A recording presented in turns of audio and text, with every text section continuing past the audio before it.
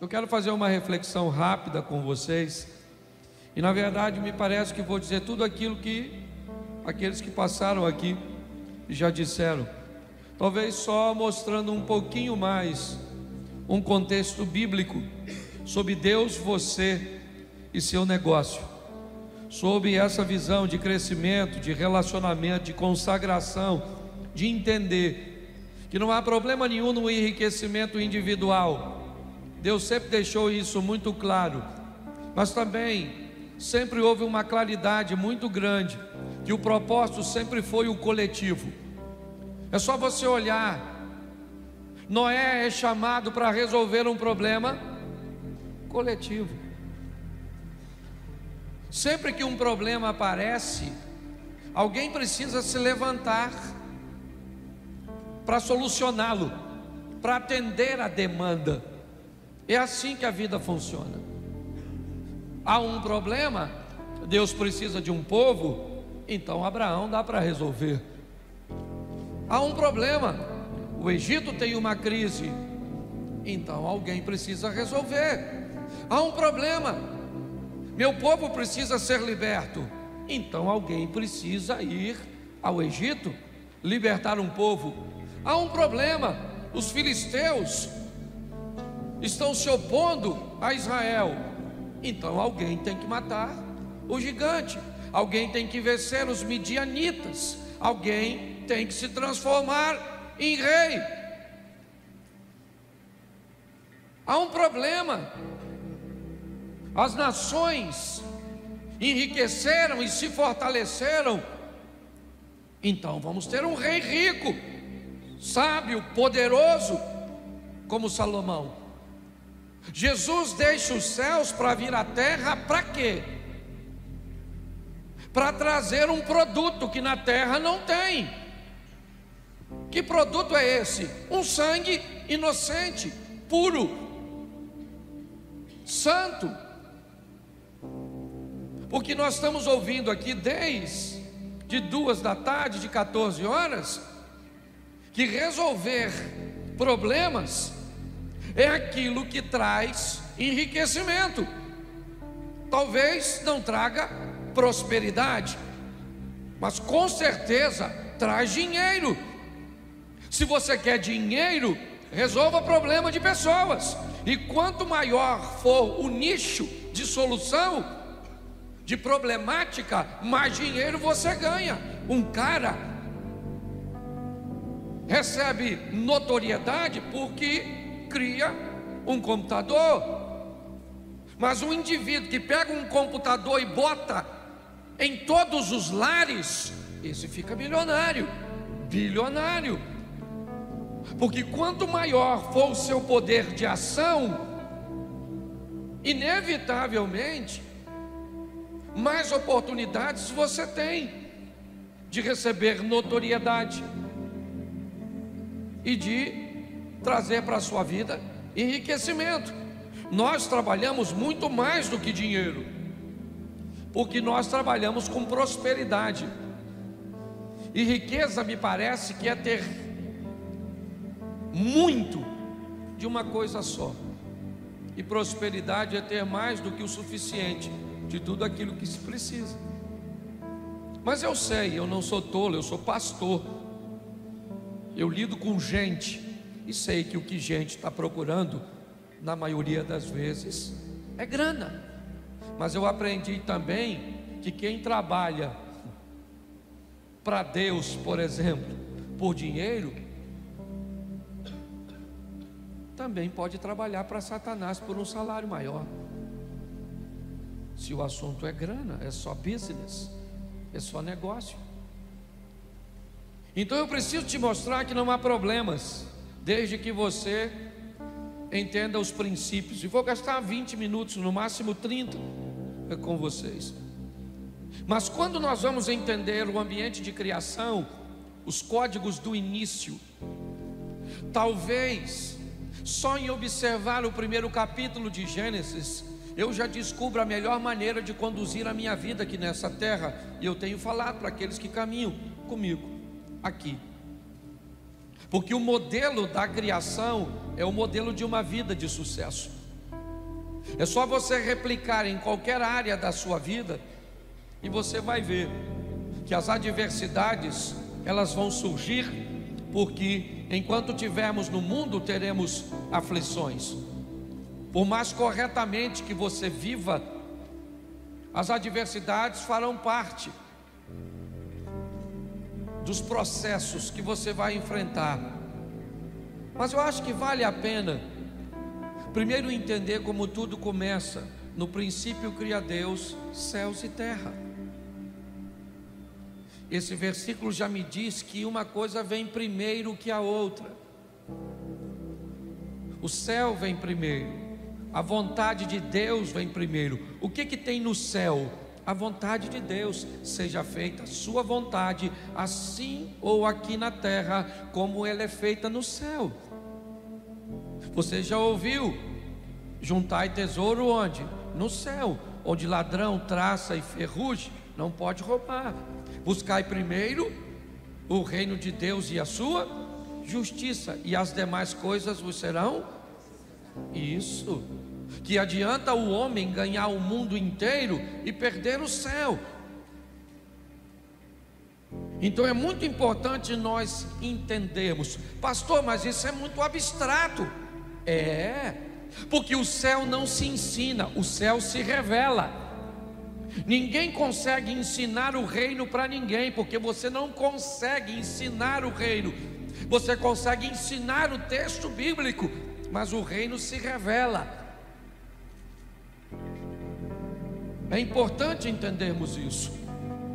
Se você vai olhar, vamos tratar da seguinte forma, num linguajar mais prático: o que Deus vai abrir?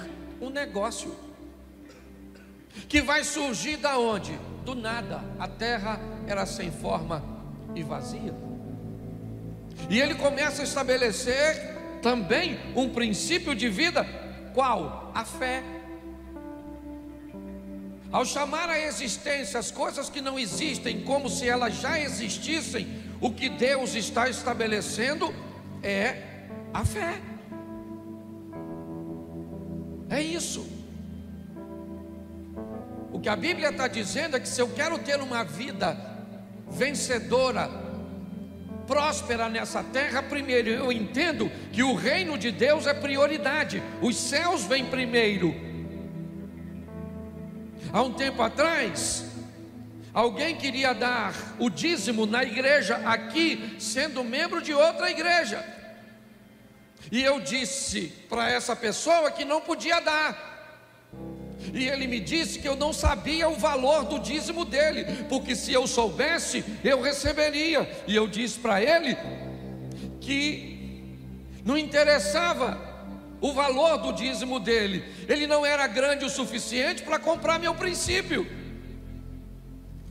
por maior que fosse o valor. Nós precisamos entender que os princípios não podem ser quebrados, que os céus vêm primeiro, que a fé é base de vida. É assim que funciona. E que a primeira coisa que Deus vai criar é luz, é conhecimento, é informação.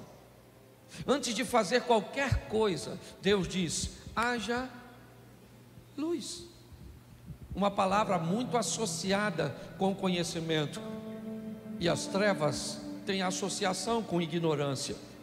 O que você sabe sobre o que você faz? O que você sabe sobre o que você vende? O que você sabe sobre o que você representa? Vá tentar evangelizar alguém sem conhecer o evangelho, e muitas vezes alguém desmonta todo o seu argumento com uma pergunta que você não consegue responder. Quanto mais conhecimento, quanto mais informação você obtiver daquilo que você quer fazer, maior a possibilidade de êxito. Hoje eu vejo pessoas tentando construir coisas no ambiente de escuridão.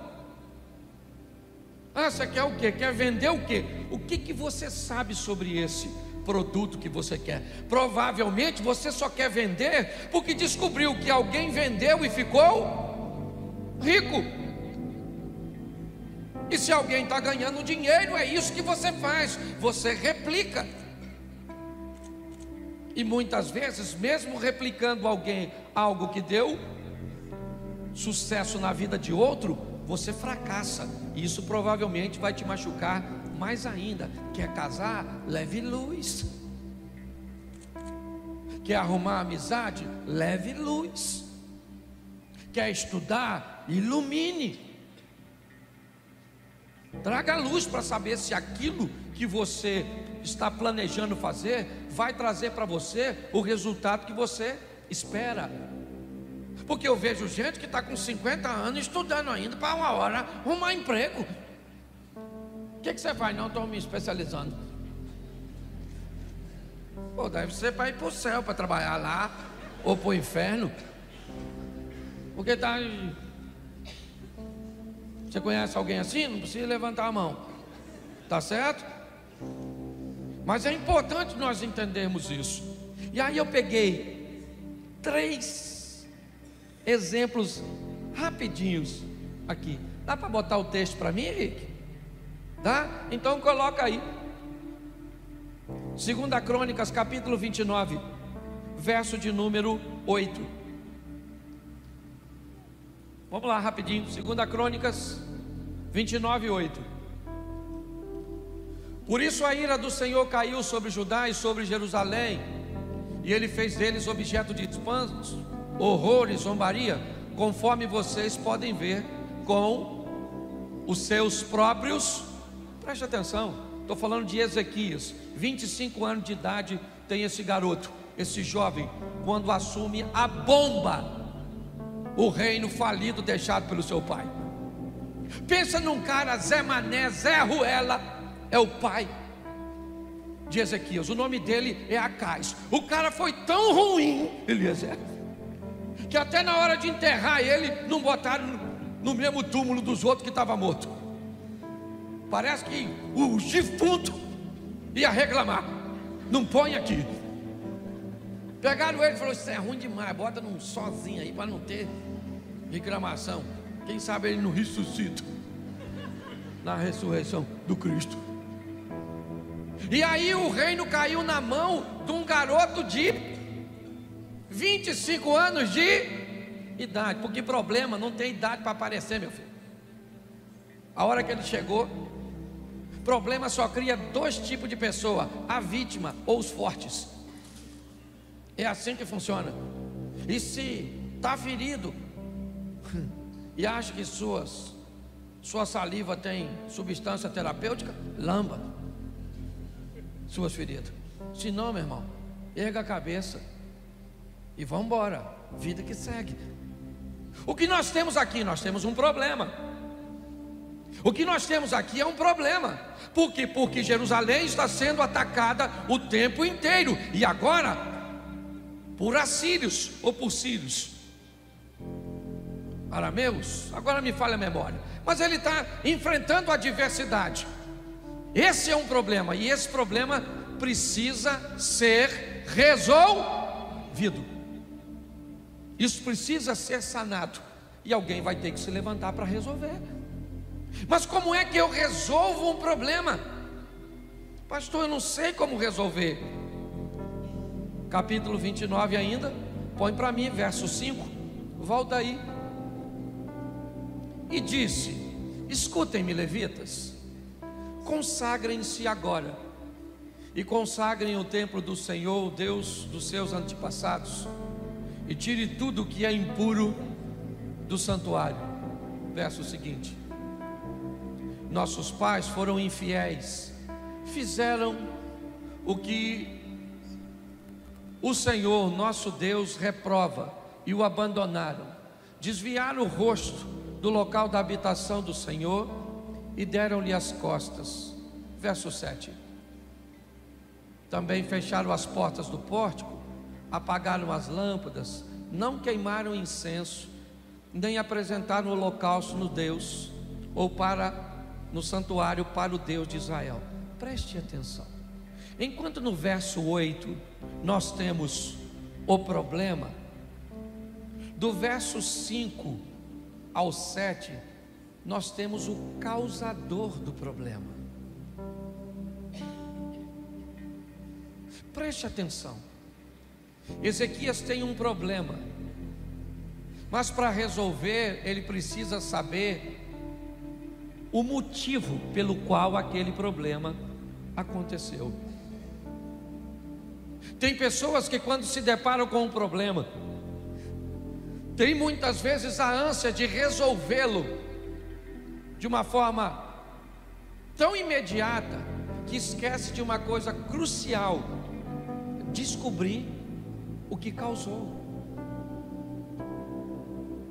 Fazer uma leitura, e é isso que ele faz. Ele diz: olha, nós temos um problema. Qual é? A humilhação, o escárnio, toda a dor que nós estamos vivendo. Mas o que aconteceu? Por que é que aconteceu? Ele diz: eu vou explicar. Nossos pais viraram as costas, não queimaram não queimaram incenso, não adoraram ao Senhor. Ele descobre então o motivo. Hoje você tem um problema na sua empresa, beleza, está tudo certo. Qual é o problema? Falta de grana. Qual é o problema? Eu não vendo. Qual é o problema? Eu não consigo pessoas qualificadas. Tá bom. Se você tem um problema, você precisa descobrir o que você precisa fazer. Bom, se quando você vai arrumar um funcionário qualificado, você quer pagar banana, não se espante se você só tiver macaco trabalhando para você. Pessoas qualificadas, elas precisam de uma remuneração diferenciada. Então talvez o seu fracasso tenha a ver muitas vezes com a sua postura empresarial.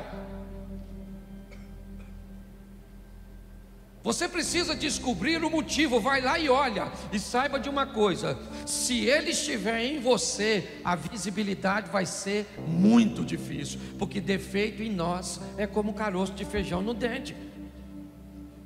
Porque caroço de feijão no dente você vê nitidamente, desde que esteja no dente dos outros.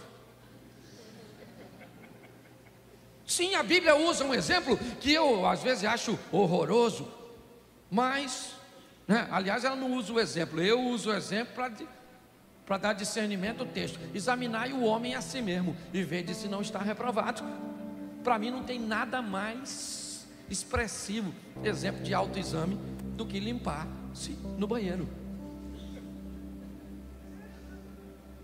Sim, você vai no banheiro, faz suas necessidades, você limpa e joga o papel fora? Sim ou não?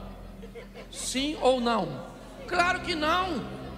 Você limpa, examina aí. Eu acho que não está bom não, aqui não, vou jogar isso aqui fora.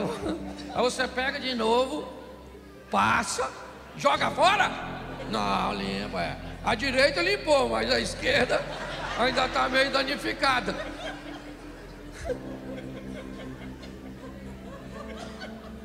Mas é verdade ou não? Pode ser feio, mas que é esclarecedor, O que Ezequias faz? Ele olha e diz: gente, olha só, nós estamos nessa situação por causa disso, porque não tem planejamento, porque não tem verdade, por causa de tudo aquilo que você já ouviu. Mas normalmente, dependendo da religiosidade que nós temos, o culpado não somos nós. Quem é? O diabo, o satangos. Pastor, o inimigo está furioso com a minha empresa. Nossa, sua empresa deve ser extraordinária. O diabo se levantar só contra você. Você deve ser, Então, você pare e gaste um tempo, invista um tempo. Chame alguém de fora às vezes, alguém que pode te dizer. E por favor, se alguém te disser uma verdade dura, aceite, porque tem gente que paga caro para alguém ir lá e dizer onde o problema está, e depois que a pessoa vai embora não resolve. Então o cara falou: nós estamos lascados, rapaziada. Esse Zé Mané aí está invadindo a gente aqui, botando para quebrar em nós. E alguém falou: por quê? Ele falou: eu vou falar para você, por causa dos nossos pais, uma besteira que eles fizeram lá atrás, e nós estamos lascados. E agora, quem poderá nos defender? Ele disse: o Zequias. É para isso que eu vim, para resolver essa pendenga. E eu gosto disso. Versículo 10, bota aí rapidinho, meu filho. Ajuda aí, meu irmão. Isso. Pretendo, pois, agora fazer uma aliança com o Deus de Israel, para que o fogo da sua ira se afaste de nós. Eu gosto do Zequias, 25 anos de idade. É novo, mas é macho. Ele falou: o negócio é o seguinte, meu irmão. A casa caiu. Estou resolvido a mudar essa história. Mudar o quê? Acender as lâmpadas que papai apagou, abrir as portas que papai fechou, contratar os sacerdotes que papai demitiu. Se nós mudarmos a nossa postura, inevitavelmente o resultado vai mudar, gente. Nós estamos ouvindo isso o tempo inteiro, o tempo inteiro, o tempo inteiro. Deus falando através dos preletores. O cara olhou e ele fez tudo certinho, tudo. Pensa num cara maneiro, o Zequias. Restituiu o culto, celebrou a Páscoa, retirou a oferta. O cara fez tudo certo. E quando você faz tudo certo, qual é a canção que você gostaria de cantar? Vai dar tudo certo. Porque a gente pensa que é assim: fiz tudo certo, vai dar tudo certo. O discípulo, Jesus falou para o discípulo: ó, entra no barco e vai para o outro lado. Eles falaram: claro, vamos entrar no barco e vamos para o outro lado, para onde Jesus mandou. O vento era o quê? Era o quê? Era o quê? Contrário? Mas quem mandou eles irem? Então o vento tinha que estar soprando com onde? Mas não estava. Porque às vezes você pensa que obedecer te dá o direito de que tudo vai dar certo. Esse cara fez tudo certinho. Mas dá uma olhadinha nesse texto aqui, capítulo 32, verso de número 20. 2 Crônicas 32, 20. Por isso o rei Ezequias e o profeta Isaías, filho de Amós, oraram aos... O que eles fizeram? Eles fizeram o quê? Oraram. Sim ou não? Sim. E por que ele está orando? Você sabe por que esse cara está orando? Porque ele já fez tudo o que podia fazer, e agora não tem mais nada que ele possa fazer. Então, por favor, deixe para orar no final. Pastor, mas eu não tenho que orar no começo? Hoje não. Primeiro você trabalha, você estuda, você ilumina, você faz tudo, você faz tudo que você puder. Aí não deu certo: pastor, eu fiz tudo certinho. Ele falou: então, meu filho, vai lá e dobra seu joelho e fala com Deus. Porque Ezequias fez tudo. Sabe o que aconteceu? O inimigo mais poderoso da terra naquela época, um tal de Senaqueribe, um cara fera, cercou a cidade do Ezequias. Não tem rota de fuga, não tem nada. O Ezequias chamou Isaías e falou: Isaías, meu filho, está vendo isso aí? Ó? A gente faz as coisas tudo certinho, ó. É isso aí que Deus faz com a gente. Essa injustiça, sabe? Por isso que às vezes eu penso que ser bom é que é ruim. Porque tem gente no meio da diversidade já fica com o coração. Ezequias falou: Isaías, meu filho, olha você naquele meio, ó. Está pensando que é papai que está aqui. Sou Acaz não, rapaz, sou Ezequias. Vamos falar com Deus. E falou com Deus. Eu imagino que ele deve ter falado assim, orando: Senhor, olha aí o Senaqueribe me ameaçando, falando que vai invadir. Ele falou mal do Senhor, viu? Estou fazendo fofoca não, mas eu sou o Senhor. Eu não deixo ninguém falar assim não. Aí Deus falou com o anjo, falou: dá um pulinho lá, resolve essa parada lá. Porque tem coisa, meu filho, que por mais expertise que você tenha, você não resolve. E se o mundo espiritual se levantar e contar: você não acredita no mundo espiritual não? Vai ver quando você morrer. Vai ver. Ou com asinha ou com chifrinho, mas vai ver. Para onde você vai eu não sei. já não sei nem para onde eu quanto mais você. Eu já falei isso aqui, né? Que no céu nós vamos ter 3 surpresas. Qual é a primeira?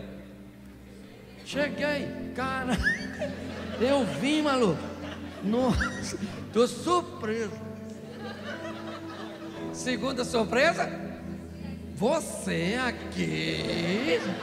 Nossa, o céu já está mal frequentado. Terceira surpresa, cadê fulano? Não veio, alguém tinha que ficar, é ou não é? Então pare, entenda uma coisa. Você está rindo? Tem uma coisa nessa vida que ninguém pode fazer por você, sabe o que é? A sua parte. A sua parte não faz. O tal do Moisés, lembra do Moisés? Moisés, lembra dele? Moisés, aquele lá, o gaguinho. Lembra dele? O dia que Deus foi dar uma dura nele, que ele tinha mexido na água, tá? Falou, qual é, Moisés? Não mandei você. Foi lá com ele. E Deus falou, que é uma obra, rapaz? Vai ser homem. Que feliz. Olha só, o Moisés está lá. O faraó está vindo. O Moisés falou, vou orar, gente, vou orar para Deus dar um livramento. E orou. Deus falou, Moisés, o faraó está vindo. Não é hora de... O que você tem na mão? Um cajado. Então, meu filho, acorda, Moisés. Bota o cajado e abre esse mar. Porque o milagre vai acontecer com aquilo que você tem na mão. Não interessa se é pouco ou é muito. O que interessa é o Deus que está por detrás de você. Pare de orar para a dificuldade. É assim que funciona. Eu gosto desse camarada, por quê? Porque ele ora e Deus manda um anjo só, nem manda 2, que é para não ter problema de fogo amigo. O anjo chegou lá e resolveu o problema. Então aprenda uma coisa, você vai lidar com o negócio? Vai. Faça tudo o que você puder, dentro dos princípios. E quando não funcionar, aí você vai lá e faz o que a Bíblia manda você fazer. Fala com o chefe dos crentes. Vai lá direto na diretoria. Fala, Senhor, não pede ninguém para ir não, vai você direto. Fala, Senhor, eu vim aqui falar com o Senhor, não quero saber de ninguém. É eu e o Senhor. Faz igual aquela mulher quando foi lá falar com Eliseu. Segunda coisa que eu quero te falar aqui, rapidinho. Eu acho isso o maior barato. Eclesiastes 9:10, bota aí. Já foi usado aqui, mas eu quero mostrar de novo aqui, ó. Tudo o que suas mãos tiverem que fazer, que o façam com toda a sua, pois na sepultura para onde você vai. Parece uma ameaça. Não há atividade, nem planejamento, não há conhecimento, nem sabedoria. A Bíblia está dizendo que tudo que vier para você fazer, faça da melhor maneira que você puder. Pare de fazer as coisas para os outros e faça as coisas para Deus. É assim que funciona. Se tem uma coisa que eu acho legal na construção do templo que Salomão liderou, é esse texto aqui, ó. Primeiro livro dos Reis, capítulo 6, verso 7. Coloca aí. Primeiro livro dos Reis, 6, 7. Na construção do templo só foram usados blocos lavrados onde? Ou cortado nas? E não se ouviu no templo nenhum barulho de nem de qualquer outra durante a sua. Isso é extraordinário, porque eu fico imaginando que tipo de pedreiro, de profissional que o Salomão contratou. Ele falou, ó, tem que cortar tudo longe para chegar aqui só encaixar. Não quero barulho, não quero nada. O que esse texto está dizendo é que alguém que entra para fazer a obra do Senhor tem que ser bom naquilo que faz. Você tem que oferecer o melhor serviço. Você tem que fazer o melhor. Tem uma historinha que eu gosto muito de um garoto, um rapaz, na verdade era um empresário do ramo de marketing, morava nos Estados Unidos e queria cortar a sua grama. Então ele faz, procura um anúncio que recomende para ele um jardineiro. Horas depois, um garoto de 19 anos, mais ou menos 20 anos, bate na porta dele com uma picape trazendo consigo as ferramentas. Ele achou estranho um garoto daquela idade, um menino bem aparentado, e o menino cortou a grama dele toda, podou,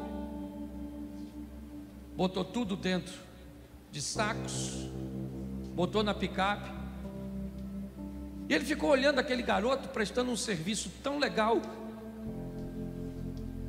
ele entusiasmado, quando no final o garoto virou para ele e falou assim: moço, deixa eu fazer um pedido ao senhor, será que o senhor deixaria eu usar seu telefone? Ele achou o pedido estranho, mas o menino fez um serviço tão legal que ele disse: claro, pode usar.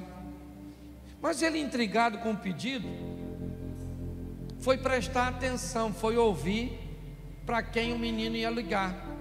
E de repente o menino ligou e falou assim: ô minha senhora, boa tarde, a senhora não está precisando de um jardineiro? Ela disse: não, eu já tenho um. Ele disse: mas eu corto a grama e levo todo o lixo. Ela disse: mas o meu jardineiro também faz isso.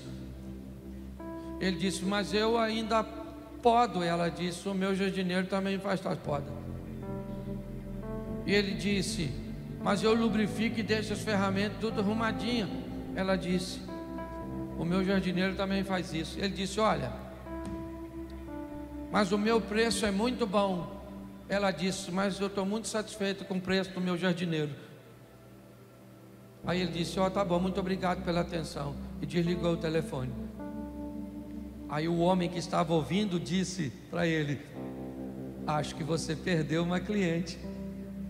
E ele disse: não, o jardineiro dela sou eu. Só estava fazendo uma pesquisa de satisfação.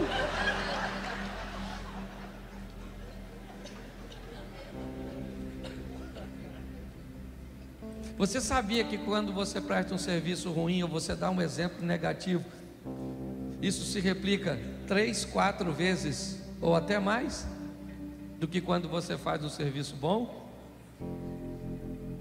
Talvez você não está prosperando porque é ruim mesmo. Não tem nada a ver com Satanás não, é você mesmo. Você não tem nem chifre e é ruim. Tá rindo? Cuidado, tá rindo de tu. Deixa eu usar aqui o último, que até eu já estou cansado. Eu não dormi, eu estava em Belém ontem, falei em Belém, saí de lá 3h30 da manhã. Eu não sei que hora é, não sei se eu como, se eu não como, se eu tomo banho, não sei mais nada, nem sei quem eu sou. Mas deixa eu te mostrar o último texto aqui, Gênesis 41:15. Presta atenção nesse cara, porque ele é extraordinário. Também é um solucionador de problema. Você já ouviu falar dele aqui? José do Egito. Então, ou melhor, o faraó disse a José: tive um sonho que ninguém consegue, mas ouvi falar que você, ao ouvir um sonho, é capaz de interpretar. Esse cara vai virar um governador? Por quê? Por que ele vai virar um governador? Porque ele é capaz de solucionar um problema que ninguém soluciona, meu filho. Você quer fazer o que todo mundo está fazendo? Vai acontecer com você? Nada. Você tem que falar assim: o que eu tenho que solucionar? Algo que ninguém soluciona. Um cara estava estudando, lendo, e começou a ficar cansado. E aí, para desestressar, para dar um alívio, em seu momento de estudos, ele abriu a porta e foi caminhar no jardim. Quando de repente ele volta para dentro de casa, ele olha para suas pernas, está cheio de carrapicho. Ele começa a tirar os carrapichos, essa praga, colou tudo aqui. Aí ele pensou, como é que esse carrapicho colou aqui no meio? Ele não tem cola. Aí ele botou numa lupa, levou para um microscópio e criou o velcro. Aí toda vez que você faz assim, ó, num velcro, ele ganha dinheiro. Porque ele pensou em algo que você não pensou. Presta atenção, esse cara vai resolver um problema que ninguém pode resolver. Pelo menos foi o que o faraó disse para ele. Olha só, tive um sonho que ninguém, mas eu ouvi falar que você, ao ouvir um sonho, você é capaz de... Verso 45, o verso 25 ainda do capítulo 41. Põe no verso 25. Presta atenção nesse camarada. É só ir do 15 para o 25.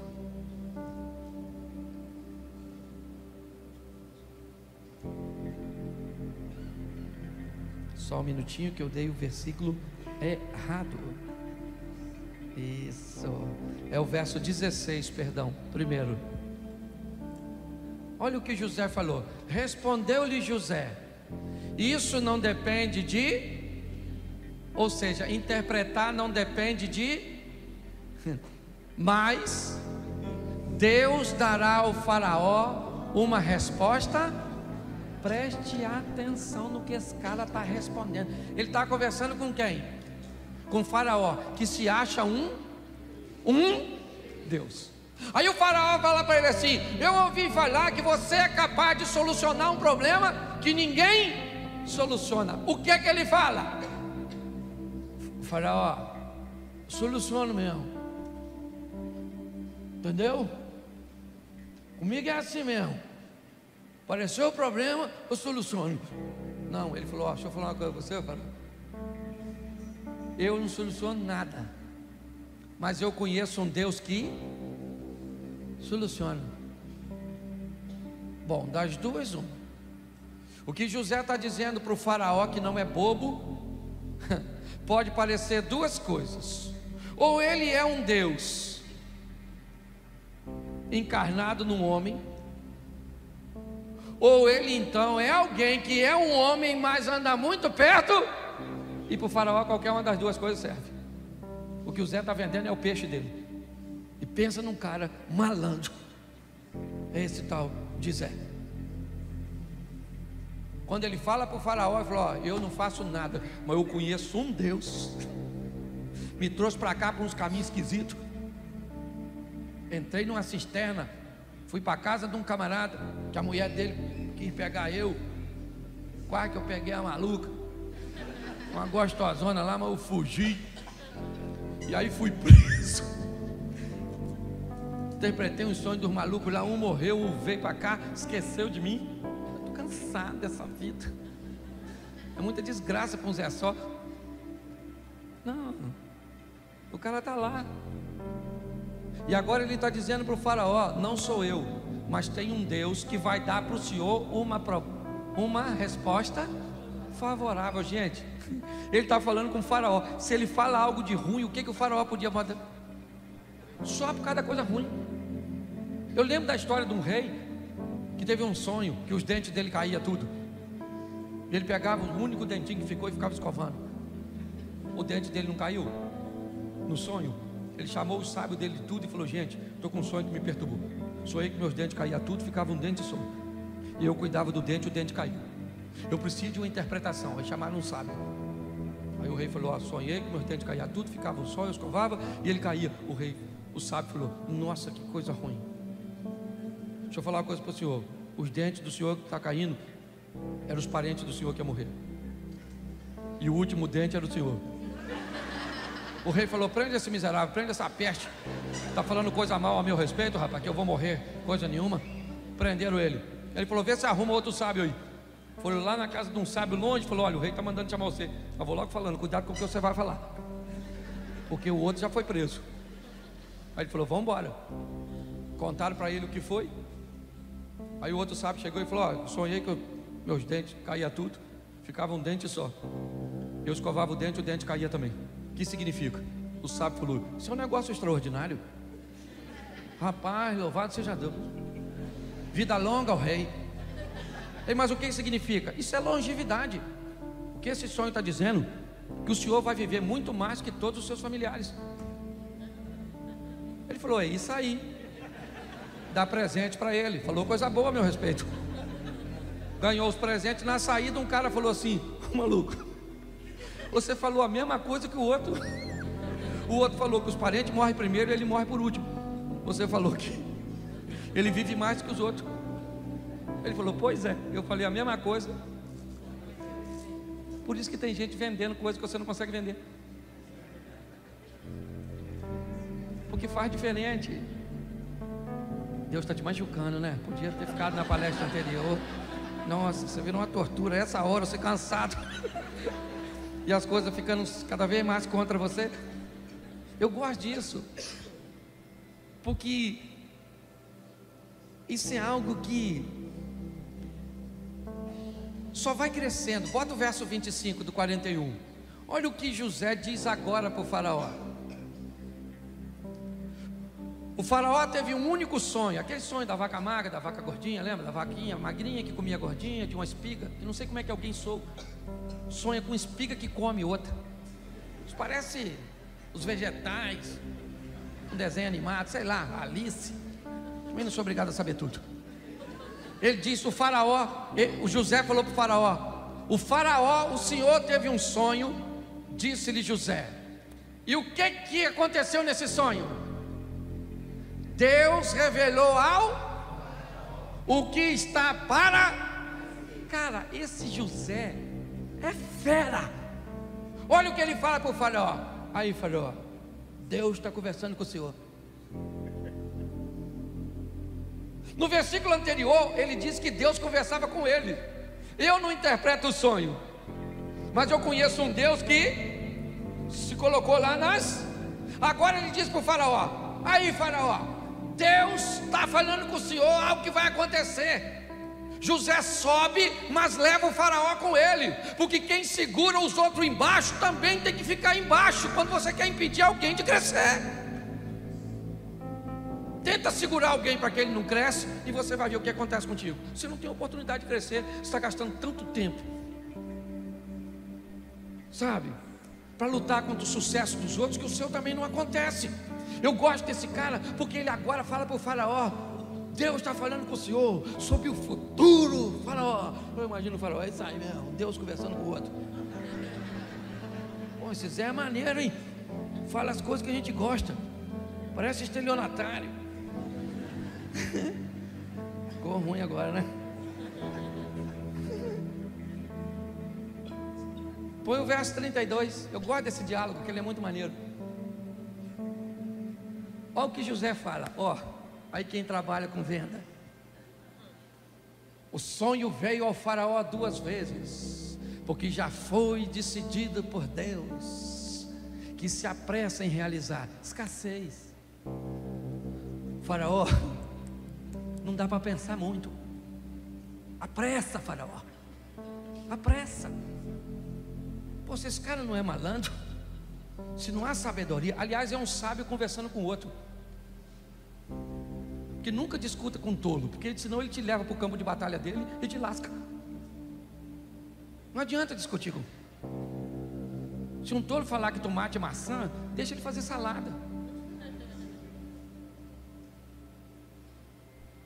Quando nós olhamos aqui, o que o faraó quer? Alguém que interprete o sonho, sim ou não? Só isso. Mas olha o que José diz no verso 33, depois de dizer que havia pressa. Procure agora, ó faraó. Procure o quê? Procure o quê, faraó? Um homem.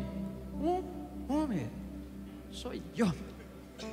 É isso que ele está falando. Procure um homem criterioso.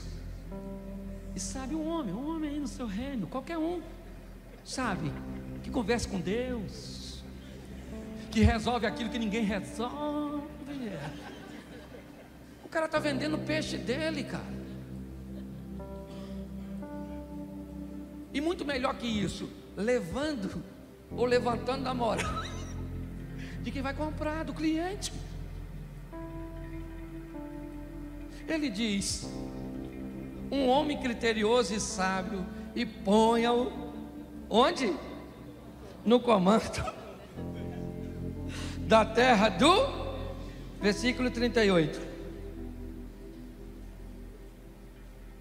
Presta atenção, é o 33. Bota o 34 para eles ver, porque eles não vão ler depois mesmo. Pelo menos lê aqui. O faraó também deve estabelecer supervisores para recolher o quinto da colheita do Egito durante 7 anos de fartura. O cara, para mim, ele não deu essa resposta na hora. Ele falou: faraó, segura a onda aí. Porque ele já veio com a solução. Porque rico não fica quem identifica problema, mas sim quem soluciona. O problema ele já sabia: 7 anos de fartura e 7 de... Mas e aí? Ele diz: não, você precisa mudar seu sistema de plantio, mudar seu sistema de colheita, mudar seu sistema de armazenamento, mudar seu sistema de comércio, mude tudo, economize a quinta parte, porque isso dará a você condições de sobreviver o período de verso 38 agora.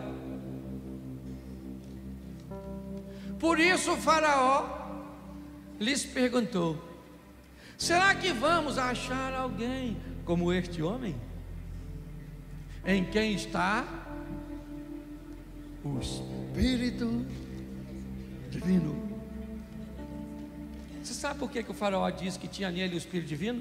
Porque ele já tinha dito para o faraó que tinha o Espírito Divino conversando com ele. Porque senão o faraó não ia dar mole. Falou: olha o Zé aí, ó. Você vai virar governador. Dá prisão para o governo. Que isso não aconteça no Rio de Janeiro.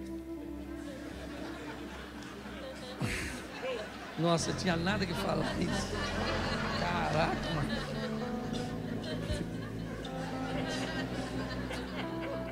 Acabou.